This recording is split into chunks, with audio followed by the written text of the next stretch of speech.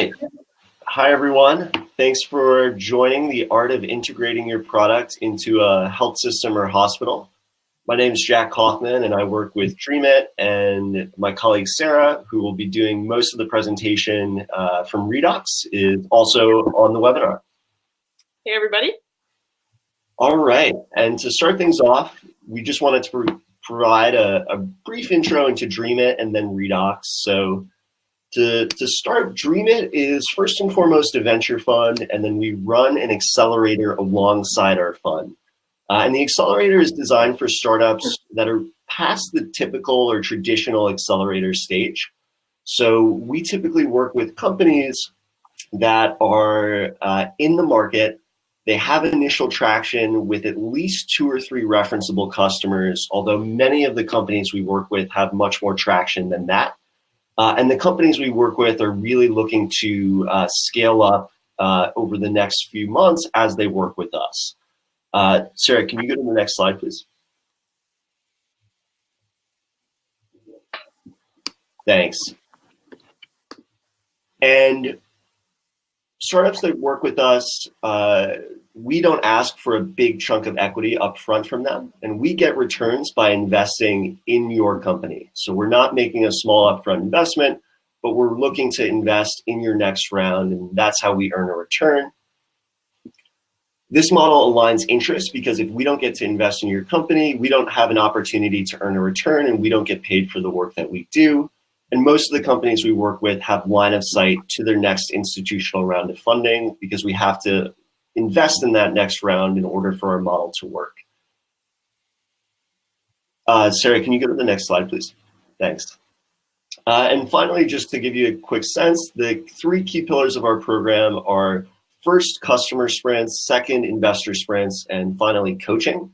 Customer sprints give companies an opportunity to meet with 20 to 30 enterprise health systems, payers, and large healthcare and pharma companies. And during those meetings, you're connecting with C-level executives. So that's a great opportunity to expedite customer acquisition and expedite relationship building with those organizations. Investor sprints, about 6 or 7 weeks prior to them, we reach out to hundreds of different investors in our network to find out which ones are interested in meeting with your startup. And then we set up 15 to 25 one-on-one face-to-face meetings for your startup with venture funds that are interested in it during the final 2 weeks of the program. And finally, for coaching, we do a deep dive into your business and really stress test all of your key assumptions to make sure that all of the key assumptions behind your business are sound, and really to prepare you for customer and investor meetings that you're going to be having during the program, so you make the most of those meetings. Those are the 3 key pillars of what we do. As you can see, we've worked with a number of really, really amazing healthcare companies, including Redox, Allevi, Tissue Analytics, Biomeme, and these are companies that are all scaling and really growing and making a difference in the healthcare ecosystem. So that's a big, something we're very proud of. And then finally, just to hit on one other thing, our KPI is the percentage of companies we work with that get funded within 6 months of leaving the program. And we're really proud that 50% of our companies raise a follow-on round of funding within 6 months of leaving DreamIT. And at the end of the day, that's our KPI, because if our companies are raising funding, that means that they're getting what they need to continue scaling and growing and making an impact. And that also means we're having a chance to invest in those companies, which is really important. So that's a little bit more about what we do. We'll send some more information after the webinar. But if you have any questions, feel free to follow up with me at jack@dreamit.com. I'll leave it to you, Sarah. Awesome. So thanks, you guys, for being here. To just kick this off, my name's Sarah. I'm part of the Redox business development team. And the goal that I have for this webinar today is really to walk through the key things to know as you begin the work to embed your products into health systems. So from a product perspective, the goal is discussing how to break past the sales cycle to getting live with an integration with your health system partners. And for today, I'm looking to cover a range of topics, from tips to selling to health systems to a high-level view into standards that exist in the market, as well as technical challenges you'll face as you start to tackle integration. And the reason I feel this topic is important is while the long sales cycle in healthcare is pretty common knowledge, discussion about the post-sale process really comes up, specifically related to integration. And I've been in healthcare IT for the past 8 years, from the side of IT implementer, product owner, been in demo, and now more in sales. And through that, over the years, I've sat in on hundreds of sales calls from all sides of the table. And there are a lot of lessons learned that I'm excited to share with you, really with the hope that it helps you speed up your time to live. So ultimately, how you integrate with health systems impacts the overall success of your implementation. We found that having partners that are equipped with this knowledge have smoother installs and have fewer missed expectations between their teams and the health systems that they're selling to. And also, I wanted to call out, this is the first webinar in a 4-part series that I'll be giving, as there's just too much to cover than time will allow today. But we'll touch on the technical side of integration, and I have more time set aside in a future session to dig into that in a little bit more detail. So here's the agenda items that I'm looking to cover. And for some housekeeping, I know George has introduced himself in the chat, but there is a chat box and a question field that you can use to ask questions as you go, and he'll be answering them along the way. And if we have time at the end of the session, I'll make sure to jump into some questions that you have there as well. And we've had a few questions about whether or not the slides will be available. All of that will be available to you, and we'll send that as well as answers to questions after the webinar. So looking at the healthcare landscape as it stands today, digital progress is really an imperative for the modern healthcare CIO and their IT teams. Healthcare organizations are facing declining profit margins, increased competition from things like market consolidation and new forms of care delivery, and generally have and are experiencing a more shaky consumer and patient engagement, which makes patient retention a challenge. The industry is really ready for disruption, and health systems are hungry to take on new technology. A recent study by the AMA found that 75% of health system leaders do believe that digital innovation is necessary to meeting their long-term goals and establishing a competitive advantage in this new landscape. That being said, around 70% of leaders do not believe that their IT department has sufficient resources to effectively support this digital innovation. And on average, it takes 23 months, which is almost 2 years, from identifying a digital innovation need to implementing and scaling a solution to meet that need. And on top of that, 54% of leaders believe that the time that they put into digital innovation is spent inefficiently. So healthcare systems need access to new technology, but have massive hurdles in implementing it rapidly. And at Redox, we call this problem the innovation adoption gap. So if we dig into those numbers, let's isolate integration as part of that problem. Integration as it stands today in healthcare is just not optimized. We experience a lack of consistent standards, heavy work effort for health systems to perform that integration, and the overall backlog of IT that IT teams at health systems face really doesn't help that situation. And so it's really important to differentiate yourself as a vendor by not adding onto those difficulties through having a weak integration strategy. So for some more numbers, while digital technology is overwhelmingly needed, 67% of healthcare organizations state that they have missed business opportunities as a result of poor integration, and 59% would say that integration is something that they would consider their Achilles heel. So that innovation gap creates a conflict between your stakeholders and the IT teams that need to take on the burden to implement your technology.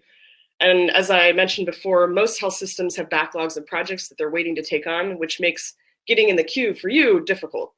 So as a technology vendor, how can you solve this problem? And the answer to that really begins as early as the sales cycle. As a vendor, you can set yourself apart by showing a prescriptive approach to your product's implementation, what technical requirements you have, and being able to clearly articulate that to your health system champions and IT. So let's begin. Here are some of the steps that I would recommend taking for you to get there. The first step really, and this is from a sales perspective, is training your sales team to be tech savvy. When I'm working with new partners, the way that I isolate next steps with them is really by following two different tracks. So first, when they're approaching health systems, we discuss technical feasibility and scope.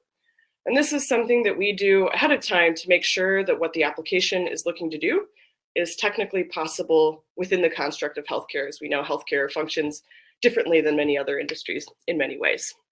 And the second track that we follow is really identifying at what stage of operational readiness is the partner in. And this helps us know when realistically the project will kick off and when we should be looking to assign resources to get the project started.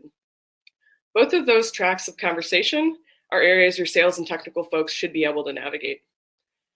From an operational readiness standpoint, here's how we look at it. You are going to be selling to your champion, and I think of a champion as your operational stakeholders, but you're really going to have to impress the whole family as you go along. So your first inroads are going to be identifying ROI for your end users and for that operational leadership. And typically your champion also can help you as you're getting started to navigate the waters of the project request process. And they may even have someone like an IT buddy that they work with to expedite projects. But you're going to need to have materials that explain the key value that you offer at all levels, in particular once you get to the technical components of the project. So this could be using things like sales collateral, webinars, or other tools. And in order to be able to solve that, you're going to need to know what your customer's overall IT ecosystem is to get your foot in the door and start having these conversations early in the sales cycle. So as part of understanding that ecosystem and who's who, you'll need to know your audience. And there are 4 buckets that I would really call out that you'll need to win over in order to be ready to tackle that IT conversation in detail. And you'll want to set your talk track early in advance to match their specific needs and things that they care about. So from left to right, the 4 main themes you'll cover are your champions. So that's going to be workflow, operational readiness, operations. It's going to be ROI and value of the product. From security or legal, it'll be security and PHI.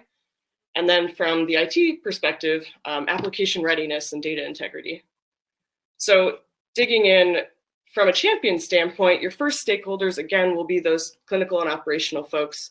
And they care about the value you're offering to their end user, to their user base. And they're going to be the core partners you have in vying for IT time and getting health system organizational support. So the kinds of questions that they're going to be asking you are, what's the workflow look like once I'm using the application? And how is data going to be exchanged? How do you push out updates to the application? And, how will product updates affect me? What are your future plans to integrate with, name that system? And then finally, how does this fit in my workflow? And will I have to do double documentation? From an operations standpoint, operations are going to be asking for ROI statements. They'll want social proofing, and they're going to want project plans. So how will this be implemented? What is your testing methodology? And how do we make the business case for your product? That's really the conversation you're having with them, figuring out the collateral and documentation that you'll need to make that business case. They'll want to have a view of the competitor landscape to understand how you're different. And this stakeholder really cares about having a scalable process, an easy way to pilot your application, and even more ideally, a way to have a beta integration scope to start. So the kinds of questions they'll ask are, what kind of integrations do you offer? How long will it take to stand up a new integration? What's your support model? What's your SLA? And do you have a project plan to illustrate what the implementation will look like? So from a legal and operations standpoint, they're going to be asking about, security. Is the application secure? And having certifications like certs like HITRUST or your SOC 2 are a really nice response to that question. The kinds of questions they're going to ask are, how secure are your integrations? What kind of methods are you going to be using to integrate with us? What are your requirements related to consuming PHI? So more specifically, who are the users that need PHI and do you need that access? And then, they'll dig into things like user administration, account provisioning, secure storage of data if you are consuming and storing it. And then finally, from a technical standpoint, you're going to want to be at a point where you aren't, playing discovery with your health system partners. And what I mean by that is we sometimes see applications will ask, well, how would you like this to look when we integrate it? And while it's really good to be flexible, this really isn't the place to offer up uncertainty, and it's really the place to say prescriptively what you need, so that they know that you know exactly what you need. And this is getting, to that technical track that I mentioned earlier on. So what you'll need to be able to do is precisely tell them what data you need from their EHR, what standards you support, and how your application interacts with the overall, clinical or operational workflow. And this is where you'll also get more technical questions surrounding your integration strategy and long-term roadmap. So once some of those operational questions are answered, you're going to need to dig in more with IT. And in order to get past the sales cycle to have your project implemented, you'll need to get your project slated to begin. And this is just an example of what a project request process looks like. So this is the kind of conversation you're going to want to start early so that you aren't blocked closer to the end of the project and put in a waiting pattern potentially until IT resources open up. So what you'll want to do here is directly ask your champion to understand what the project request and approval process looks like, potentially asking them to put in a project request form, and really confirming, if you can confirm that the project approval process will take place and will finish up, by the time you're finished with contracting, that's definitely a huge win for any new partnership. So I wanted to give a real life example of what application sourcing and vetting looks like. So to do that, I'm highlighting work with one of our partners, Brigham and Women's Hospital. So about Brigham, they are an 800-bed teaching hospital in Boston. And they have an innovation hub, which is a small but dedicated team that's focused on identifying and evaluating digital solutions that support Brigham's strategic priorities. And as a goal, as a team, they are looking to pilot a number of applications a year across the organization. And at the advent of creating this team, they identified a few hurdles that were really important for them to address. The first being they have dependencies on IT. They identified a slow pace of integration for their projects. And then the third thing that they noted was a lack of vendor readiness as a barrier to quick and effective evaluation of solutions as well as adoption of solutions. And so they decided to work with us to help accelerate that evaluation, adoption, and deployment of technology through smaller integrated pilots. And the way that the Brigham's application sourcing works is the first components of app sourcing happens outside of IT, similar to what I've already outlined today. And their partnership with Redox actually begins far upstream from integration as well, when a particular need that they have has been identified by their stakeholders. For the Brigham, they partner with us to help integrate their cloud-based applications. And for them, working with an integrated platform helps streamline some of their existing processes. And you can see from the bullets how they think about adopting and vetting new technology to eventually be prioritized from an IT standpoint. So for application sourcing and vetting, what the Brigham does is they work to identify potential candidates, and they actually look to Redox customers directly as they know that it does help them bypass certain technical and other requirements. So for example, if they're evaluating telehealth vendors, for example, we might be able to say, here are a number of Redox customers that are already live at other health systems. For applications that are already live with Redox, it helps accelerate things like security assessments, given that the knowledge that the application is already live at other health systems. So we are really helping health systems like the Brigham optimize for quick wins and fast time to live, as applications that are already connected to Redox inherently move faster, as will those that are using interfaces that have already been stood up. And the main thing here that I wanted to call out is you can see how they think about application sourcing, but it's really important to be able to answer questions and provide some of that social proving in order to explain how you're going to do things like establish connectivity, perform testing, as well as addressing issues that go live and support that follows. So once you've gotten in with your champions, what is the key to a successful integration?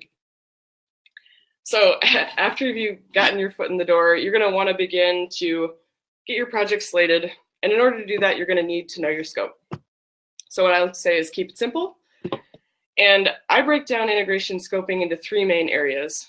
The first is, what data are you looking to consume from the EHR? And the second is, what data are you looking to file back, if any? And the third is, what are the triggers that should be used to drive that exchange? So how does the integration fit into the workflow? And after you've isolated your data requirements, what you'll need to identify is the associated API or interfaces necessary for that exchange. And I would highly recommend focusing on a scope that doesn't require build to be done in the EHR if it's all possible.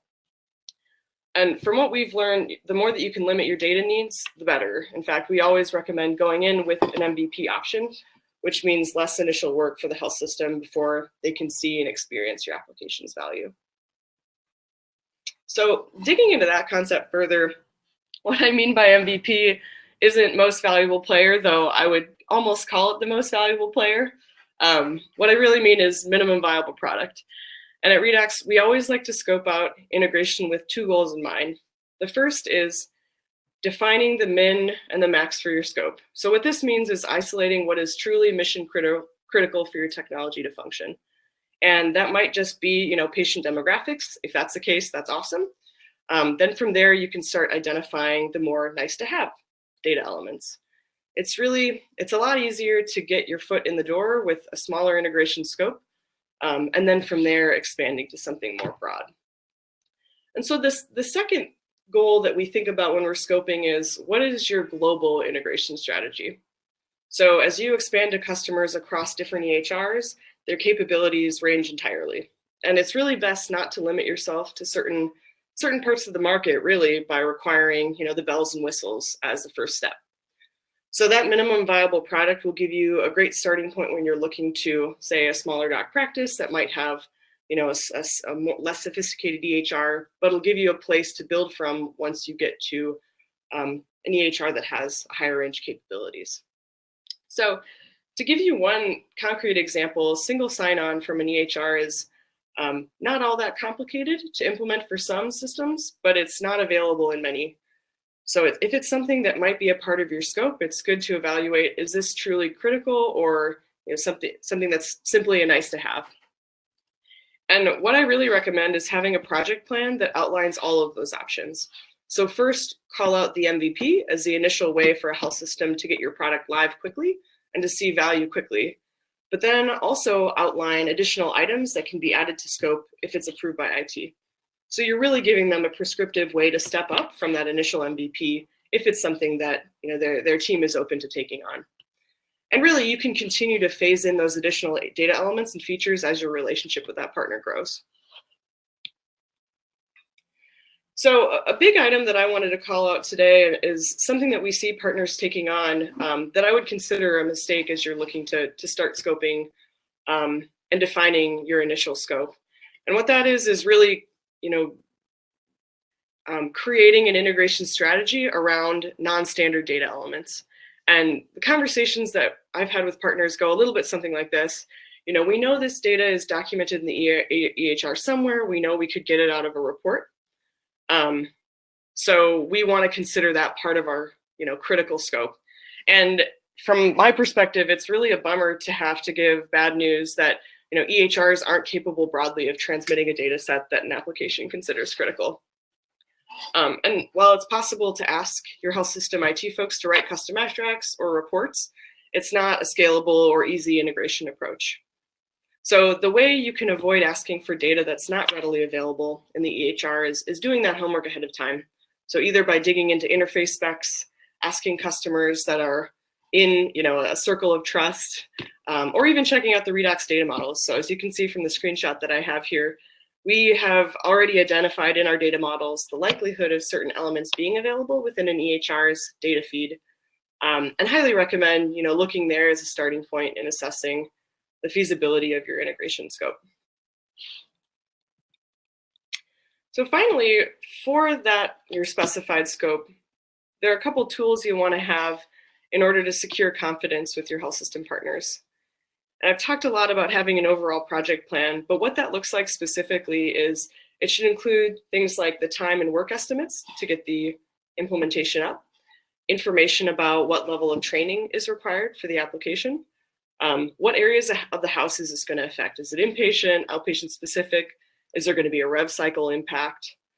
And within that project plan, it's really important to have an integrated testing plan as well. So this can include things like testing scripts and scenarios, but it ultimately is a way to test the interaction between your product and the EHR and what that data interaction will look like. In addition to the project plan, you're going to want to account for things like change control at the health system, upgrades, IT freezes as items that could slow your time frame. And I call this out mainly because they're really good questions to ask before you're identifying your go live date, so that you don't experience a delay that is unexpected, and that you are, instilling confidence in your partner by asking, good questions about what might impact your time frame. Really, the more concrete a plan that you can present to your partners, the more confident they're going to be in that plan. So I've talked at a high level about, quite a bit as far as process goes. And so now I'm going to take a little bit of detour. Right now, I want to talk a little bit more about some of the complexities that exist in our industry today. So we'll start with EHRs. The EHR landscape it's varied, which is a part of what makes this a complicated problem to solve. It's important to note that the number of different players that exist out there, to note the number that are out there, from the larger names that you're going to recognize here to the smaller and more niche systems. And what's important about the variety is that every EHR structures and stores data differently.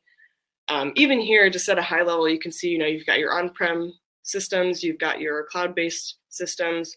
You might have health system IT teams that are owned in-house, and some are going to have IT teams outsourced. EHR marketplaces are becoming more commonplace as well, as another option that you'll see as you look into figuring out how you want to integrate with these systems. And every deployment of an EHR looks a little bit different when you're dealing with on-premise systems. So just like an Epic site won't resemble a Cerner site in how it's configured, an Epic site won't resemble another Epic site, given the level of customization that can take place over the course of the EHR's implementation process.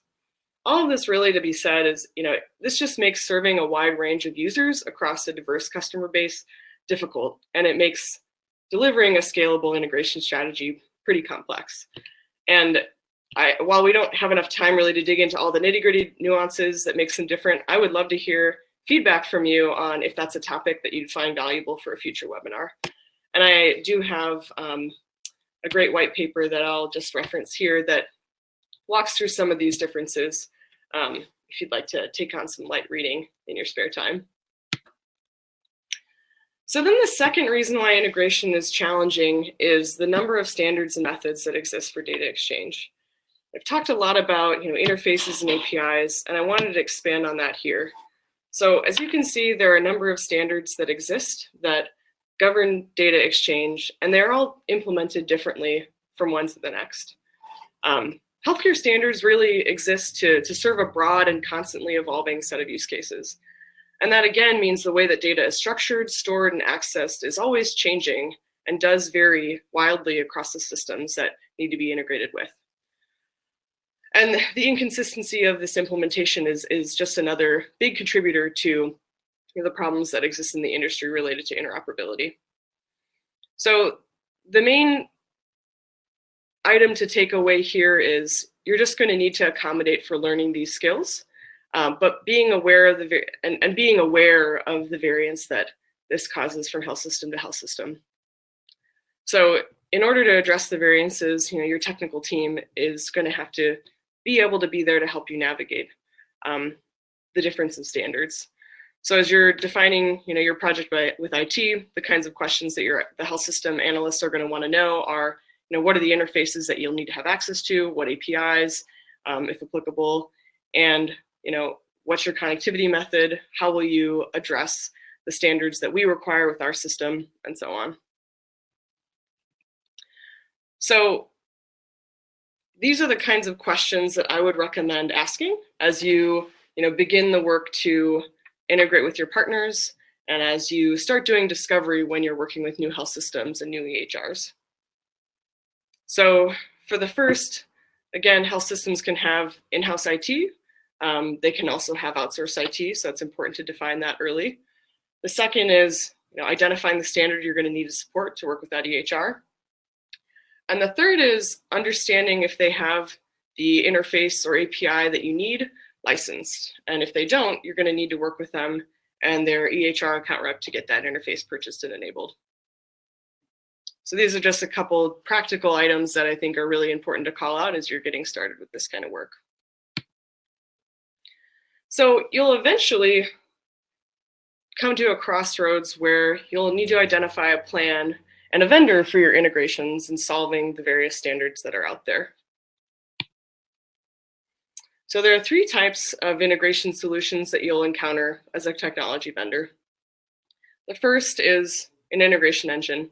So this is something where you can license an engine, and what you would need to do is staff a team of people who will perform custom integrations with each of your health system partners.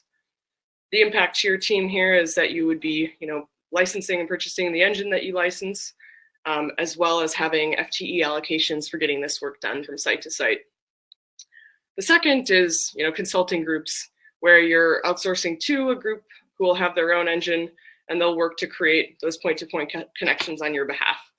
So you'll save the need to hire the staff, but you'll still have the same point-to-point experience that you would have licensing and manning your own engine. And then the third is working with an integration platform like us, where you can create a single connection to our API, and through that single connection, be connected to any health system partner using a networked approach. And as far as we're aware, we're the only ones that are solving the problem this way for both clinical, financial, and the full continuum of other data that might be transmitted within the EHR. And we would argue that this is the most efficient and scalable way to integrate, as not only do you not have to take on the learnings of all of these standards and methods, but our infrastructure makes things easier for health system partners as well. So this brings me to why Redox exists. So what we offer is a full service cloud-based platform, which is focused on bidirectional data exchange between systems, along with account management, implementation, and 24/7 support for all the integrations that we power. Our core goal as a company is making healthcare data useful, and we do this by offering the most scalable integration offering in the space. Our perspective on integration is, while it's not the most sexy part of the healthcare IT world, it is critical, and it shouldn't be something that takes away from the focus of your product. The status quo in healthcare is data exchange is based off of point-to-point custom integrations, which need to be built every time a new technology vendor wants to integrate their product with the health system. With every EHR and every health system's deployment of the EHR looking a little different, as we've talked about, that allows for really unlimited amounts of custom work effort, which translates to lost time, misused IT resources at both the health system as well as the technology vendor alike. So where we fit in to the landscape is we sit in the middle, and we offer a platform that allows for applications to integrate with as many health systems as they like through a single managed connection. And we operate as a network. So for any partner that's connected to Redox, all exchanges through our canonical engine or model, making every connection reusable for health systems that are taking on new technology, as well as apps that are looking to scale out their integrations en masse. So this is where you as a vendor can connect via standard API that doesn't change, as you can see with the left part of that image. What Redox does is we handle all that variance. And our existing network includes over 450 health systems across nearly 200 technology partners today. So while you could go it alone, consider using Redox as your partner and guide in this journey. So finally, if nothing else, this is what I wanted to make sure to leave you all with, these particular points. First, as you're looking to tackle integration with your partners and get past that sales cycle to getting your product live, technical salespeople are really valuable. They're valuable in bringing confidence, as well as speaking to the specifics and being able to talk at all levels of the healthcare institution. The second is defining scope. really defining that MVP and making sure your approach and project plan match. And then the third is EHRs and standards vary immensely, so prepare accordingly. So that is what I had for the content today. I'm going to take a look at the questions that we have here to see if there are any that I can answer.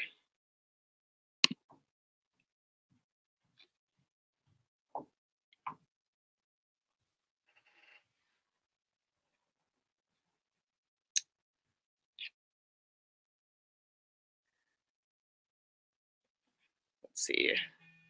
I'm not sure I quite understand this question, Craig, if you don't mind maybe giving a little bit more detail here.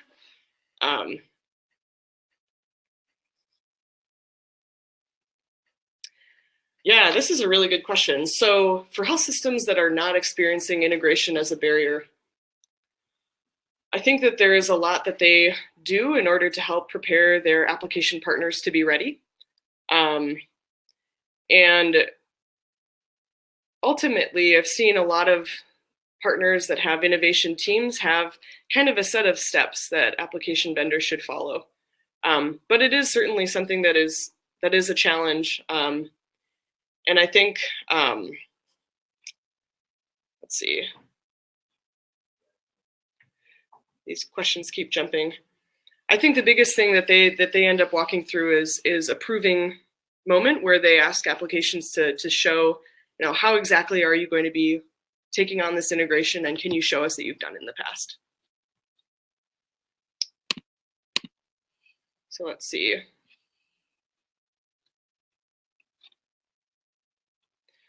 Yeah, so can we speak about the ability to write back to the EHR? How do we determine bidirectional opportunities? Yeah, so this is something where, from a Redox perspective, we have our engine broken down into data models, and they're all created to be bidirectional in nature. Every EHR has different capabilities and what it can transmit as well as what it can consume. So I think that the answer to this question is a little bit general. But from a Redox perspective, what we found is, at the very least, there's typically a high-level capability to receive things like a PDF back inbound. But a lot of that is going to be determined by governance as well.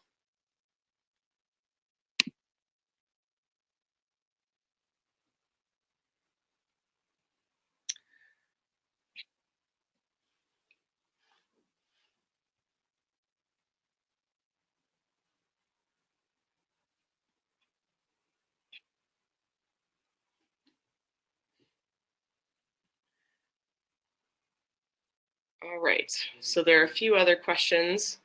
Sorry, I'm taking a little minute to read through these.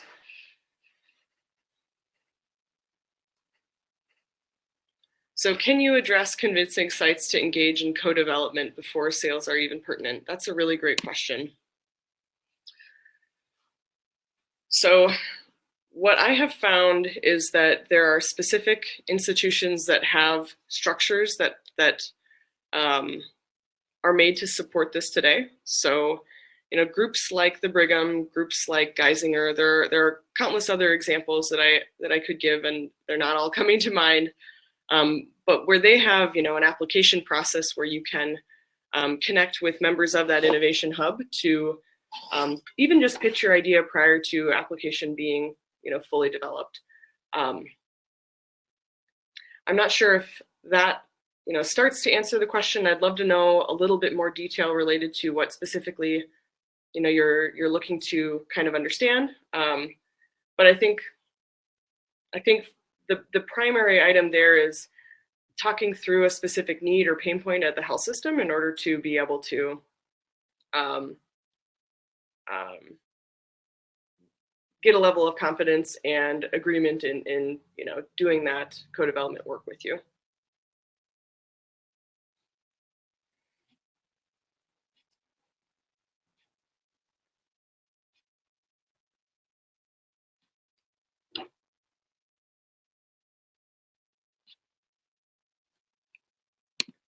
So there's a question, why use Redox rather than integrate directly? And would we have access in some way to existing Redox institutions? And this is a great question. So I know that I covered a good amount of that at the end of this presentation, but Redox takes a connect once, go anywhere approach. So there's a whole ton of learning that we already have taken on from a standards and connectivity standpoint that allow you to connect to Redox and our JSON a single time, receive a standardized, normalized set of data, and then from a network perspective, the second part of the question is, would we have access in some way to existing Redox institutions? And the answer is, all of the Redox network is inherently reusable. So if we are connected to a health system, that connection is something that you would be able to reuse, and the infrastructure is indeed reusable, yes.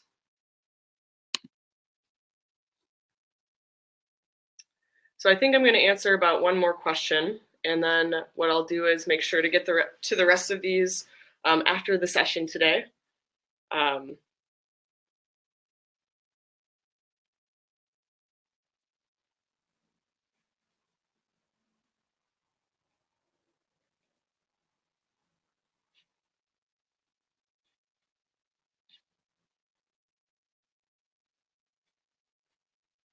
I actually think that the rest of these questions will probably be good for follow-up.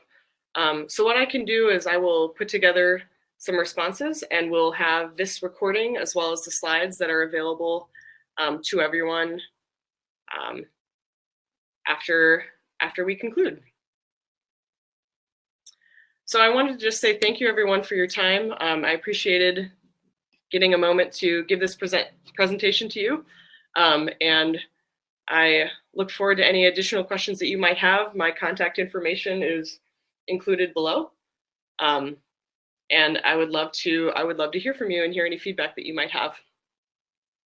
All right, thanks everyone. Take care.